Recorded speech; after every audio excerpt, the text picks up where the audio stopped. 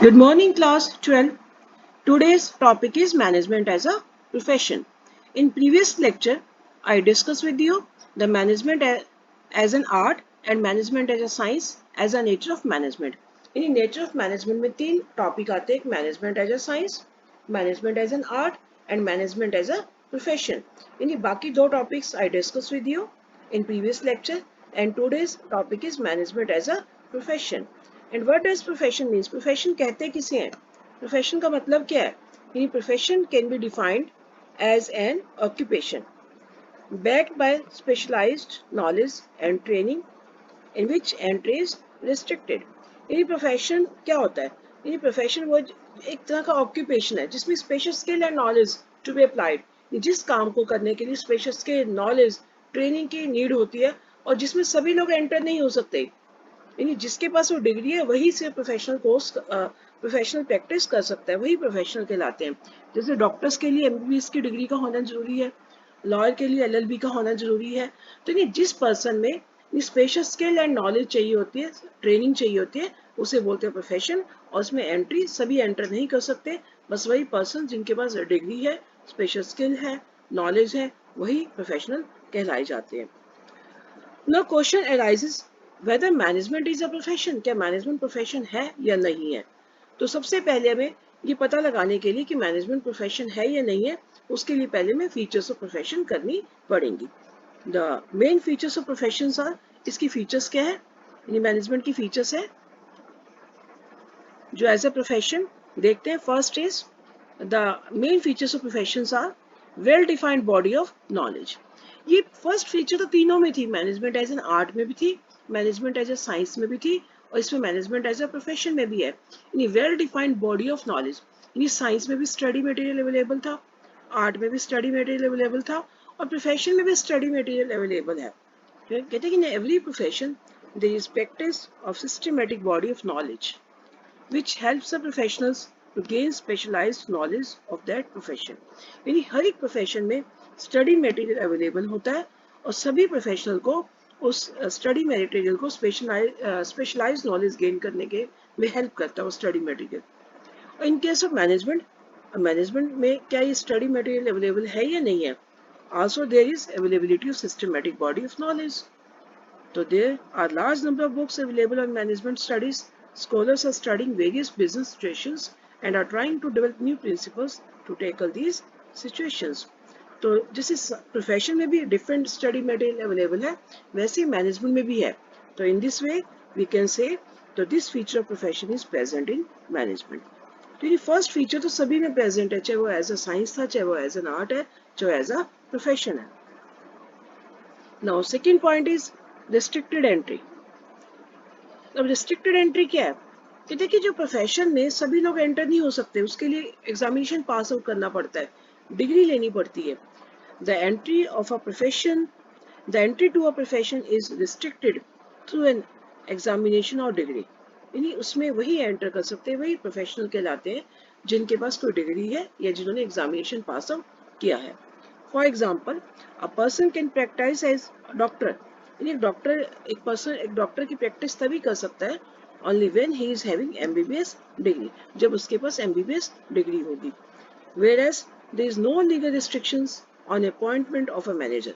But manager में की appointment के लिए कोई भी लीगल रिस्ट्रिक्शन नहीं है, कोई भी मैनेजर बन सकता है. Anyone can become a manager. कोई भी मैनेजर बन सकता है irrespective of the educational qualification. चाहे उसके पास जो मैनेजर के लिए जो क्वालिफिकेशन चाहिए होती है, एमबीए की डिग्री चाहिए होती है, चाहे उसके पास एमबीए की डिग्री है या नहीं है, वो मैनेजर बन सकता है. But now many companies prefer to appoint managers only with MBA degree. But आजकल क्या है कि काफ़ी कंपनीज वही मैनेजर्स अपॉइंट करते हैं जिनके पास एमबीए की डिग्री है. तो so presently this feature of profession is not present in management. ये वाली फीचर अभी प्रेजेंट नहीं है, but very soon it will be included with statutory backing. But जल्दी से ये ऐड की जाएगी.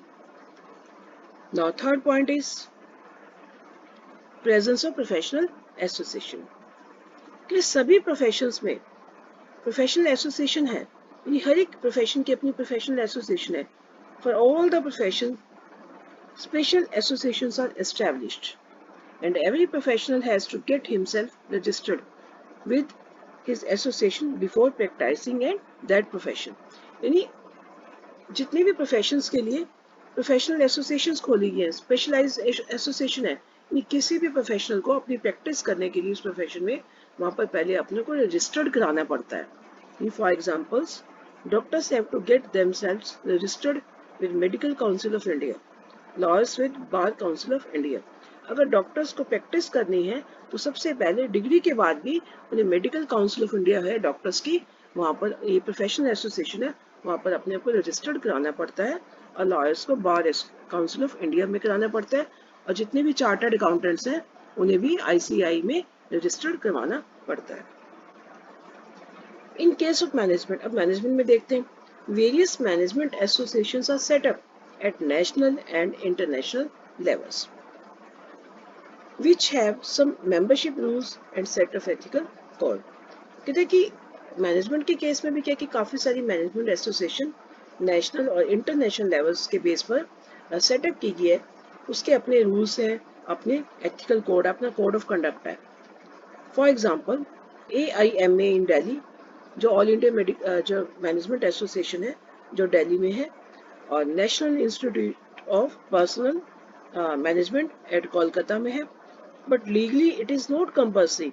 ये एसोसिएशन तो है बट मैनेजर के लिए कंपल्सरी नहीं है to become a part of these organisations by registrations. But manager को वहाँ पर रजिस्ट्रेशन करवाना कंपल्सरी नहीं होता.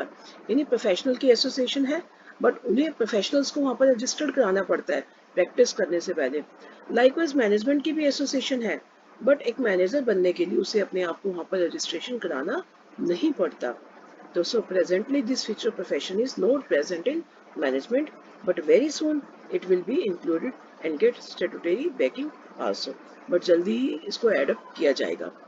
Now fourth point is existence of ethical code. हाँ जी, इसके ethical code है. Ethical code क्या होता है? यानी for any profession there are set of ethical codes, rules regulations होते हैं fixed by professional organizations are binding on all the professionals of that profession, और जिन्हें हर एक प्रोफेशनल को फॉलो अप करना पड़ता है. In case of management there is growing emphasis on ethical behaviour of manager. कहते हैं मैनेजमेंट में भी ऐसा है कि आजकल जो बिहेवियर ऑफ मैनेजमेंट का जो है, मैनेजर्स का बिहेवियर एथिकल है, मतलब एथिकल बिहेवियर पे जो एम्फेसिस किया जाता है. All India medical management association है जो has devised a code of conduct for Indian managers. हालांकि उन्होंने कोड ऑफ कंडक्ट तो जो है डिवाइस किया है, बताया है, but legally it is not compulsory for all the managers to get registered with AIMA.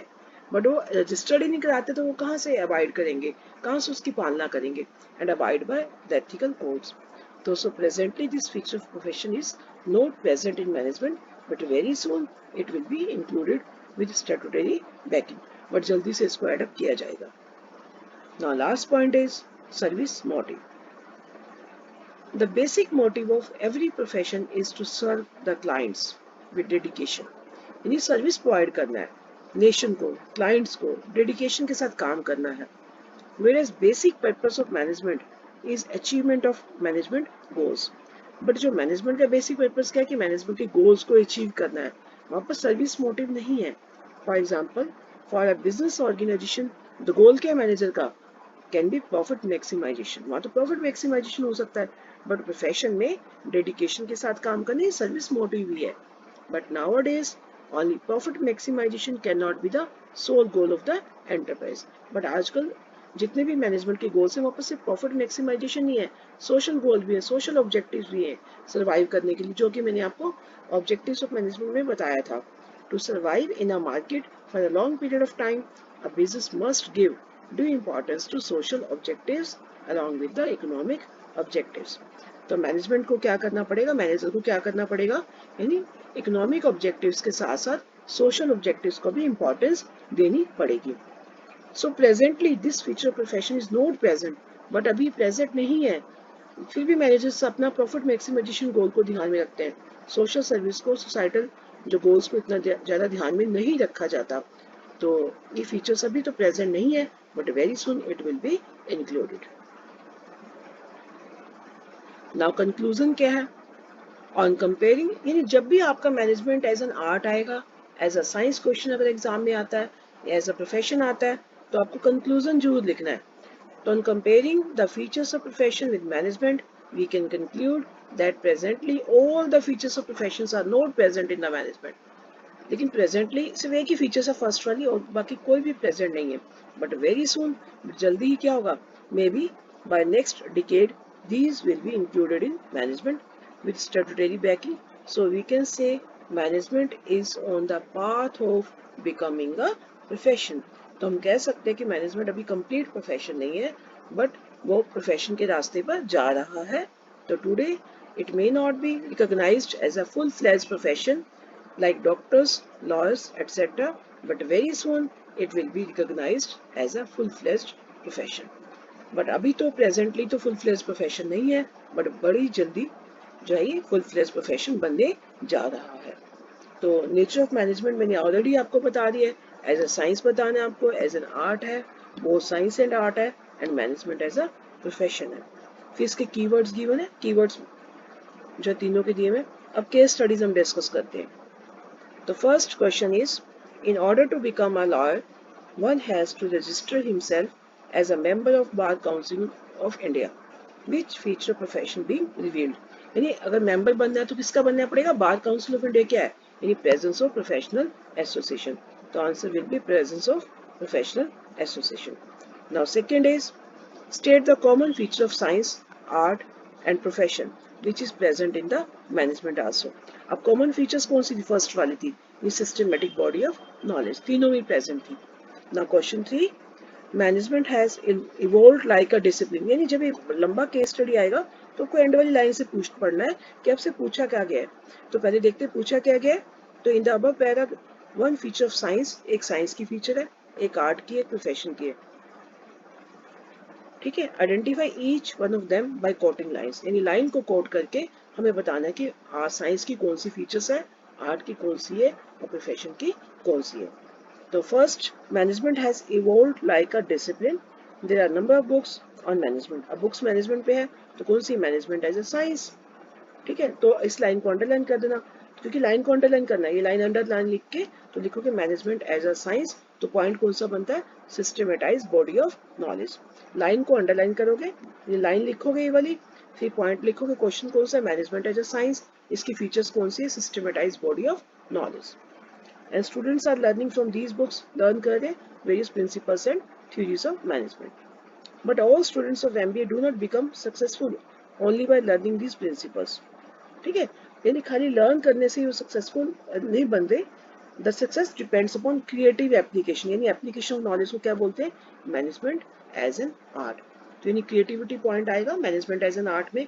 इस सेंटेंस को अंडरलाइन कर देना और मैनेजमेंट एज एन आर्ट का ही पॉइंट बन गया creativity. Now next, today many companies have started giving importance to corporate social responsibilities and business ethics. ये कहाँ थे? मैनेजमेंट एज अ प्रोफेशन में थे. तो वही मैनेजमेंट एज अ प्रोफेशन, इस लाइन को आप अंडरलाइन कर लोगे. Corporate social responsibilities and business ethics. तो लास्ट वाला पॉइंट बनता है सर्विस मोटिव. तो these are the answers of case studies or MCQs of these three: management as an art, management as a science, and management as a profession. Today you have to write all these questions of case studies and MCQs and management as a profession in your notebook. Thank you and have a nice day.